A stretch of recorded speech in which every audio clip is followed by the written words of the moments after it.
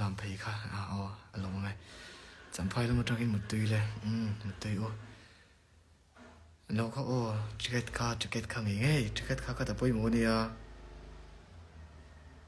em thấy lâu nghe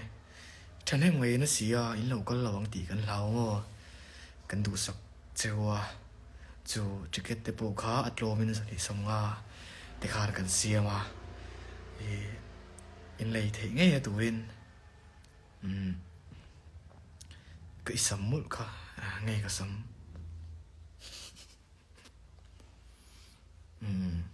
ticket kha nghe in thấy lâu là long lại thì hình lâu cái về đó long về cái về ăn cái riêng mình chia can xíu chỉ cái nói xong bắt thông giàn chú ngoài có gì bảo cái sụp đó không nên xong bắt thông giàn có gì bảo cái sụp đó ticket chia soi ai cho nên ngày đó tụi coi lâu thì cả lâu không thì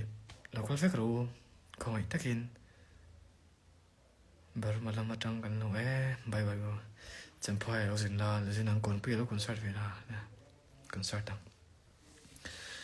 cái user hi sửa là vì nó số mi sao chú comment share về tụi nó sorry xong thế có sao trong cái một tuổi ule lâu kha ticket kha nghe in lâu tụi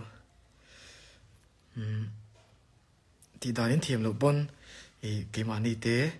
em ó saran ru té miss rosie té aso thấy rằng anh tiếc lại bun in message chang rằng thì đàn thiểm lộ tan khan za thak lo nia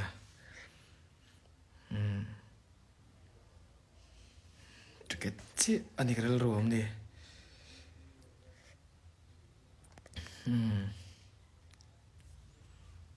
uang lo nia ticket khao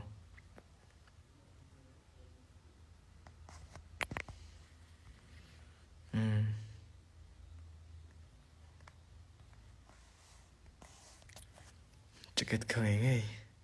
không ai thức in lâu cắt về với càng cho nên lâu càng ấy bộ con bê sấy in một con tôm vách to nè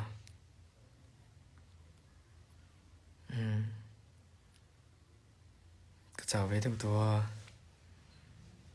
với sở chip cần cả gia đình nào cái perform lên hàn box không ticket thì lâu in mình lâu bye bye với Queen Zvai in bye bye thì hậu cả